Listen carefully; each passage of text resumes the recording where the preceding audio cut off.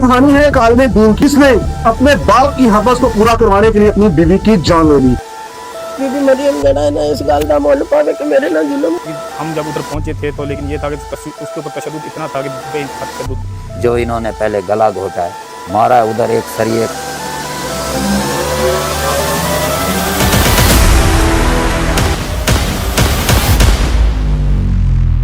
ये कहानी है एक आलिम दीन की जिसने अपने बाप की हवस को पूरा करवाने के लिए अपनी बीवी की जान ले ली। ये कहानी है एक आलमा की, एक फादला की, एक कारिया के हाफजा की और दो छोटी छोटी बच्चियों की वालिदा की, जिसको एक इल्जाम दूसरे को बताने पर या एक आंखों देखी कहानी देखने पर मौत के घाट उतार दिया जाता है। ये दास्तान है उन छोटी छोटी दो बच्चियों की जिनकी उम्रें सिर्फ 6-7 माह और 2 से 2.5 साल है। ये दास्तान है कसूर के उस इलाके की जो पाकिस्तान के बॉर्डर के ऊपर मौजूद है, यानी इंडिया और पाकिस्तान का जो सरहदी इलाका है वहां पर ये गांव मौजूद है और गांव का नाम है चठियां वाला। अब इसकी दास्तान जो शुरू होती है ये बड़ी दर्दनाक और बड़ी हौलनाक है। होता क्या है, मोहम्मद अमीन है एक बंदे का नाम, जो 2 भाई चठियावाला में रहते हैं। अब अमीन का जो दूसरा भाई है उसने उसकी 2 बेटियों का रिश्ता लिया था और अपने 2 बेटों को इनके घर में शादी करवा दी थी। अब जो इसका भाई है वो दुनिया से वफात पा जाता है। अब मोहम्मद अमीन का जो 2 बेटे हैं, एक का नाम है मोहम्मद जकरिया और दूसरे का नाम है जैद। अब कहानी क्या है, जो आयशा सिद्दीका है ये है मौलाना जकरिया साहब की बीवी और ये हाफिज़े कुरान है और आलिमा है और असली तौर पर इसकी तालीम MA है, यानी ये औरत, ये लड़की मुकम्मल तौर पर एक तालीम याफ्ता दीनी और दुनियावी तालीम से आरास्ता खत्म है। अब होता क्या है, ये तकरीबन 15-16 जून का दिन होता है, उससे एक दिन पहले ये रात सोई हुई उठती है। जब सोई हुई उठती है तो क्या देखती है कि रफा हाजत के लिए वॉशरूम की तरफ जा रही है तो इसने देखा है कि इसका ससुर जिसका नाम मोहम्मद अमीन है और इसकी देवरानी जिसका नाम नुसरत है, ये दोनों आपस के अंदर नाजायज ताल्लुकात में नज़ेबा हालत के अंदर बुराई कर रहे हैं। अब ये क्या करती है, ये उनको देख लेती है। जब ये इसका देखना ही इसकी बदकिस्मती की दास्तान बनने जा रहा है। अब ये देख लेती है तो वो जो नुसरत और उसका ससुर जो गुनाह कर रहे थे उनको भी पता चल जाता है कि आयशा सिद्दीका को ने हमें गुनाह करते हुए देख लिया है, इसको हमारे नाजायज मरासिम का इल्म हो चुका है। अब क्या होता है, अब ये इसको उसी वक्त धमकी लगाते बजाय इसको खुद शर्मिंदा होने के कि अगर तुमने ये किसी को बताया तो तुम्हारी खैर नहीं हो।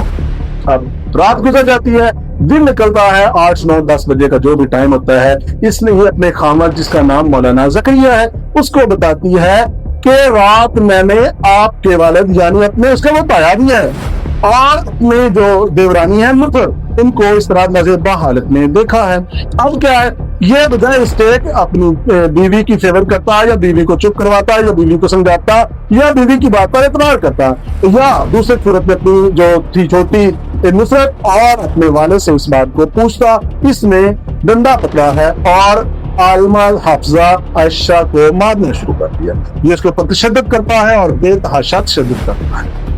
उसके बाद क्या होता है, वो अपने जो भाई हैं उनको फोन करती है कोटरादा किशन और वो बताती है और वो FIR जो मुस्तफा बादलियानी में दर्ज हुई है उसके मुताबिक FIR नंबर है 958/26 और इसके अंदर क्या होता है, मोहम्मद फरमान है इसका भाई आयशा का, वो इसको दर्ज करवाने के बाद वो बताता है कि क्या सूरत बनी। क्यों कहता है कि हमारी बहन ने हमें 1 घंटे में 8 से 10 मरतबा कॉल की और से 10 मरतबा कॉल करने के बाद उसने बताया कि ये मामला मुझे ये तशद्दुद का निशाना बना रहे हैं और ये साथ क्या करती है, अपनी तस्वीरें भी अपने भाई को, इसका एक बहन हुई है आरिफ, उसको भी भेजती है कि ये देखिए मैं आपको ऐसे काम नहीं कर रही हूँ, मेरे ऊपर तशद्दुद हो रहा है तो मेरी जान को भी खतरा हो सकता है। अब होता क्या है, ये अपने बहनोई और एक अपनी बहन को और खुद उनके घर अपनी बहन के घर जाता है फरमान।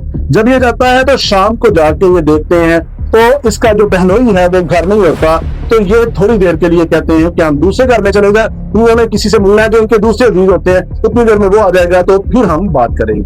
ये 8-9 बजे के दरमियान में अपनी बहन के घर दोबारा आते हैं तो ये उनको पता क्या चलता है, सामने का मंजर बड़ा दिल दहला देने वाला होता है और कहानी यहाँ से पलट जाती है। होता क्या है कि इस नुसरत और जो उसका सुकर है अमीन, दोनों उसको आयशा को गले में फंदा डाल के पंखे के साथ लटका और वो रंग रूप क्या दिया जाता है, कहते हैं कि आयशा ने खुदकशी कर ली।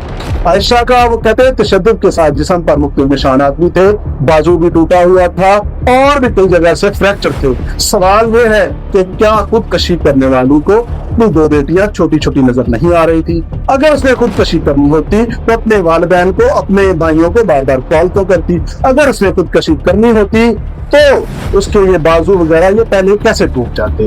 वो कहते हैं कि हमने अपनी आंखों से देखा कि हमारी बहन को इन्होंने फंदा देख के लटकाया हुआ है। और उसके बाद पुलिस को इत्तला हो जाती है, पुलिस आती है और FIR दर्ज हो जाती है। FIR दर्ज होने के बाद अब सवाल ये है कि इस वक्त जो करंट सूरत मैं बता देता हूँ कि मुलजमान अधूरी जमानतों पर बाहर फिर रहे हैं। किसी की बहन मर गई, किसी की माँ मर गई, किसी की बेटी मर गई और उतनी पढ़ी लिखी औरत को जहान से उठा दिया गया। मकसद क्या था कि अपने जुराइम पर काबू पाना, अपनी गुनाह को पर्दापोशी करना।